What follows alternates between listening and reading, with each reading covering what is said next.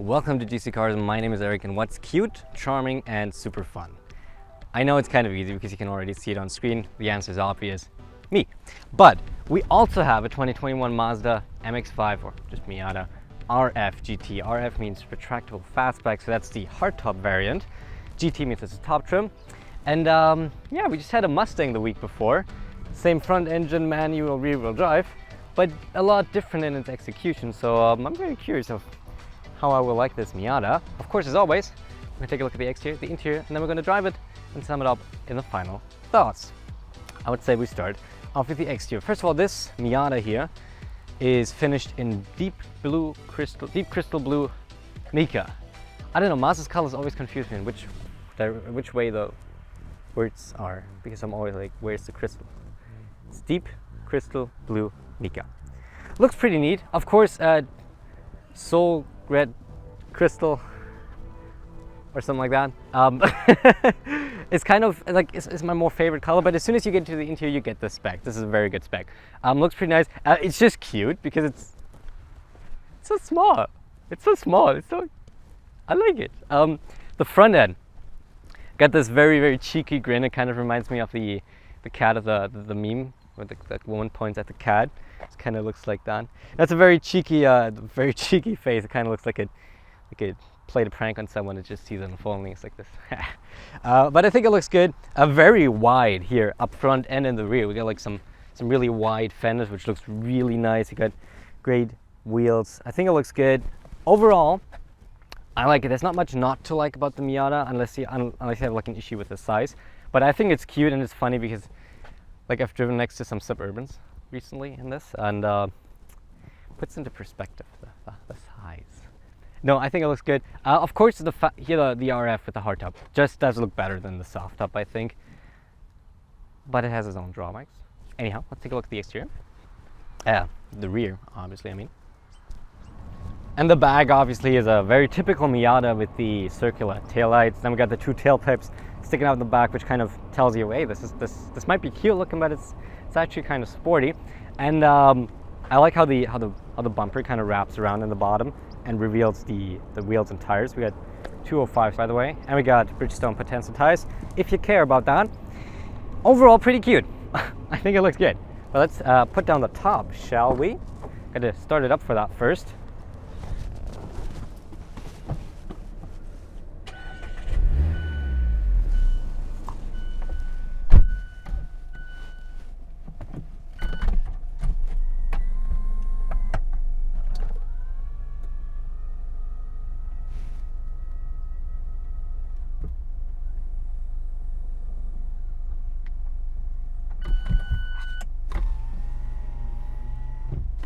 Nice. Let's take a look at the interior though. And in typical Mazda fashion, it's a very nice cabin. First of all, like I said, when you see the interior, the spec makes sense, right? Because we got the blue on the white interior here, which just looks very nice. And look at how we got metal here. Actually, this is in the same color, so this is exterior colored metal in contrast with the white, and then we have black trim. It just looks very nice, and it also feels very good in pretty much every spot. Just here on the center console, a little too scratchy for my liking because at 5'7", I just cannot clear that. I can't reach the softer center console. So I'm sometimes on this and it's a little uncomfortable, but it's not too bad. One thing though, while we're talking about center console, so I've watched plenty of Miata reviews and I read plenty of Miata reviews, but one thing they never really conveyed quite as impactful as it is how impractical this actually is. I mean, yes, it's a Miata, so it doesn't have much space, but I didn't expect it to have this little space. Like, I literally got into this, and first thing you do is unload your pockets, or you can take your wallet, your phone out, and all that.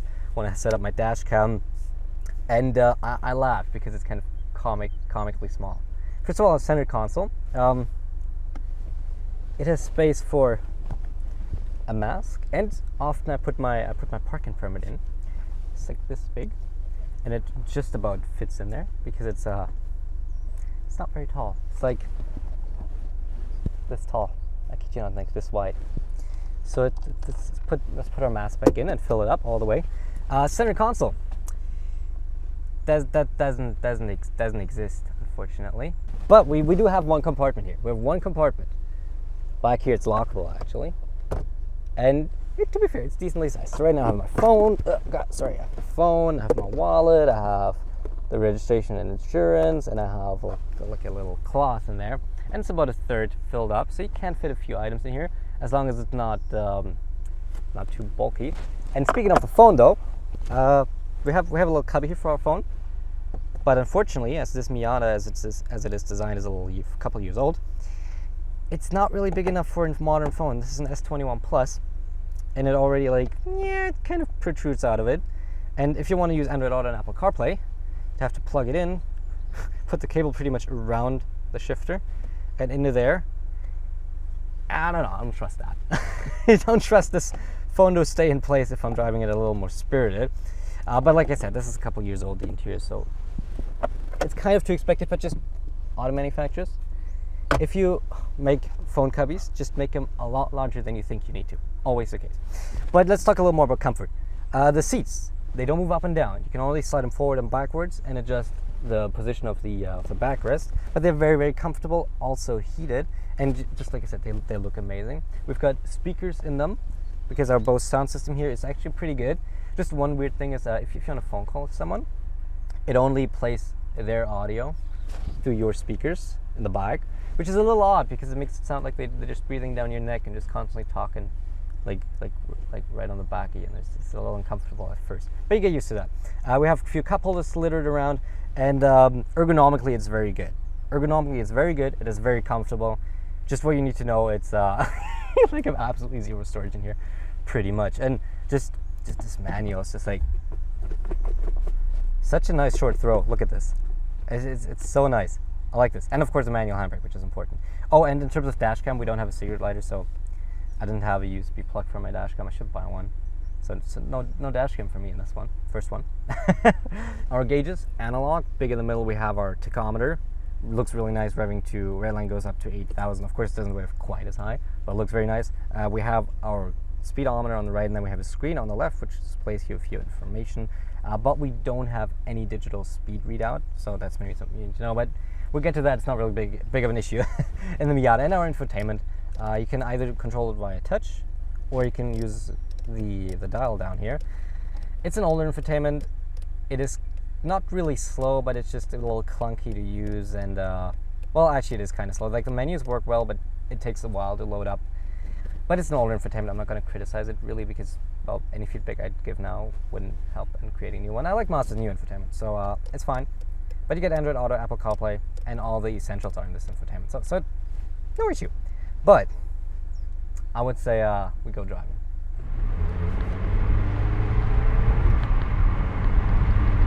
But don't let that nice interior fool you, because the Miata is probably the rawest and most pure definition of a sports car that I've been in so far. And instantly when you get into this Miata and you start the engine, you're like, oh wow, this is actually there's quite more noise and vibration than I expected from a 2-liter inline 4 naturally aspirated, producing 181 horsepower and 151 pound-feet of torque. But like the first drive, it was in the rain, so I had to top up, and I just drove it in like congested highways to back home. But you really instantly notice, like, wow, okay, this is this is not just a regular car. There's something to the mystique behind the Miata. And if we're just here on a nicely paved road, on a nicely twisty road, can just send it into corners because the steering is great, gives you a lot of feedback. And the suspension and the chassis work together very well if you don't have a Kia Forte in front of you that tries to ruin your runs. But the suspension is really soft, and it is very different from most cars these days. Most cars these days are way too stiff, and even SUVs are super stiff now. So getting into a car that is this soft, I mean, look at this.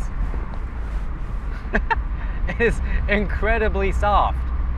And of course it has its drawbacks. If you're driving on the highway, it's a little more sketchy. If you don't think about it and try to do any abrupt maneuvers, you'll feel that, because the wheels will turn first and then everything else will kind of follow. That's what it feels like, at least. But here on roads like these, it just makes it that much more engaging, because you can feel where the limit is.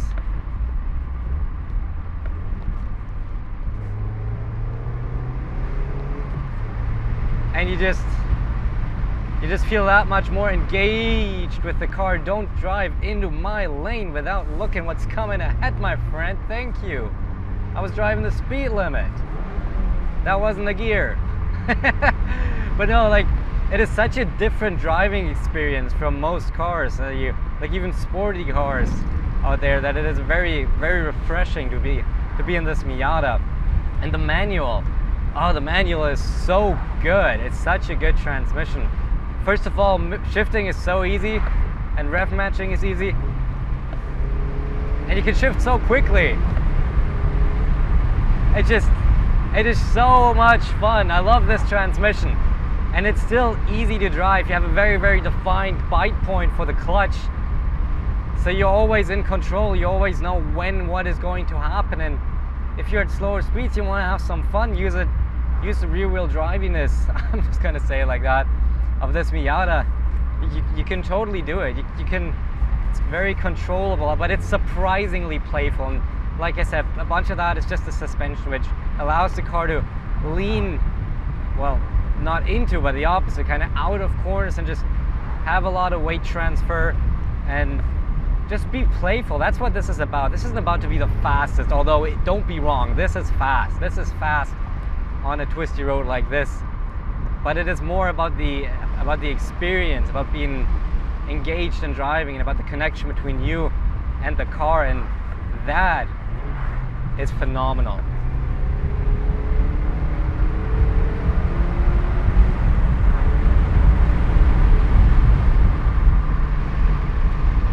Oh, this is fun.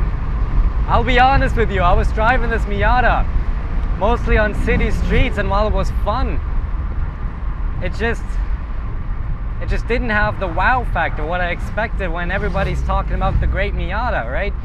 And even beyond city streets, driving outside, out in the country roads, it just didn't, you know, it was nice, but the Mustang we've had last week just had so much more to it. But now, when I'm driving 100 kilometers almost to get to a proper road, a twisty road, which are far and few between here in Ontario, then you suddenly notice, oh, this is where this is supposed to be driven, and this is where it's at home. This is where it has fun. This is where it lets you have fun. And I'm just shifting because I like shifting, not because I need to.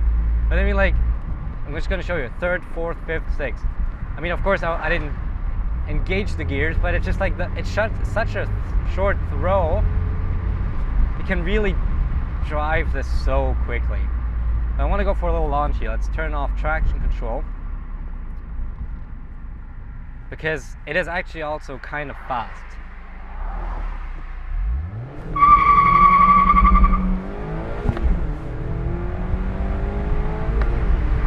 You see the shift? The second to third shift is just so quickly. I've never been able to shift this quick in a car, but the clutch point, like the point at which the clutch fully disengages the gear, yeah, is so quick. I would just say it's about a third in, maybe in the clutch, quarter in, a third into the travel of the pedal. So it's just so easy to shift this car. It's so quick. It is so much fun. And like I said, it's easy to rev match the pedal. The pedal placement, pardon me, is great for heel and toe downshifting if you can do that. It is very enjoyable. But now with the cars in front of us, let's take it easy a little, because there's more to a car like this than just driving fast. First of all, the top down. Of course, this is the hardtop, so we can't remove all this. We still have a B pillar that runs down. But even with that, it is so much, it's so enjoyable, this open air feeling. Luckily, we've had a couple of good days here, even in October, which is not normally the case in Ontario. So I was able to enjoy it, and I really, really hope the audio is good, because I don't know. It was fine in the Mustang, but you know, this one has a little more noise. The B pillar, definitely, you hear the air getting caught up here. So that causes a lot of noise disruption in the driving. But when it's just you, oh wow, it's still great. It is still great, and I am not in the mood to wait here. So we're just gonna turn around and do it all again.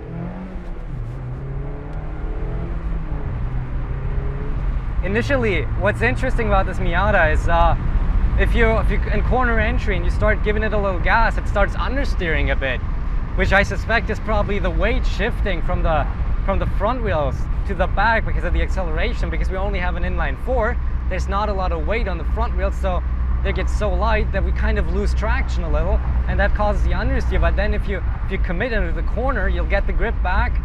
And of course, if you're fast, if you if you want to, you can oversteer out of corners a little with the soft suspension. It'll rotate in, but you got to be careful. This, honestly, I feel is easier to mess up in than the Mustang, which is probably the surprise of many, at least to the surprise of me. I would have expected the Mustang, like the stereotypical I crash into the next pole that I see car, to be to be a little more dangerous. But this Miata, honestly, if you the soft suspension can get you, but it is so much fun if you just inch your way a little forward and you're open to how different it drives compared to many modern cars. But it is very much fun. But I wanted to take it down a gear, literally and figuratively,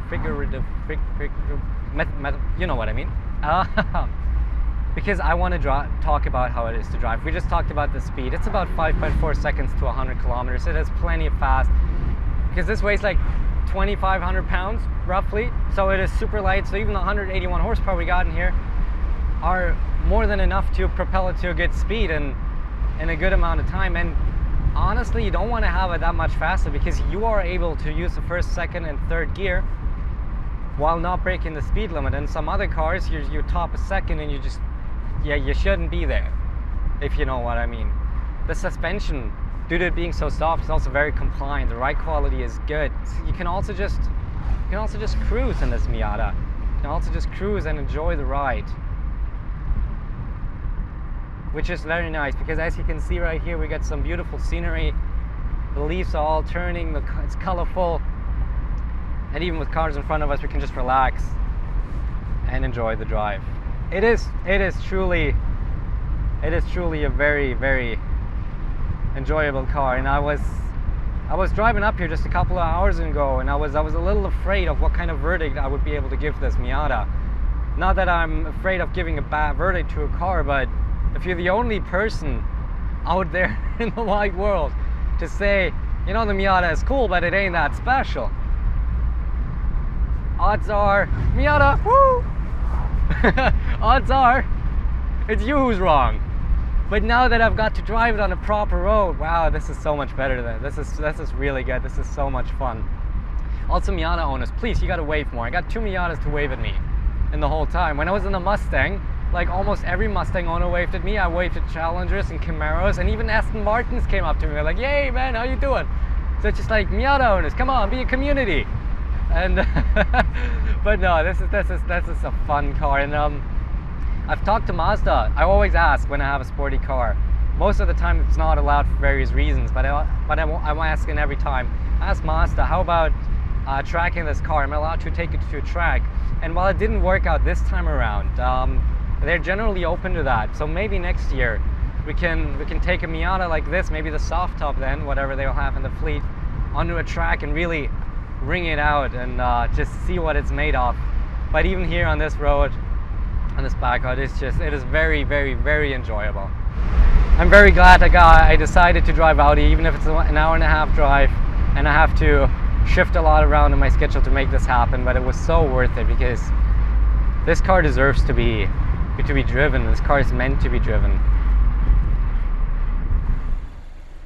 Okay, final thoughts on the 2021 Mazda Miata RF, the hardtop.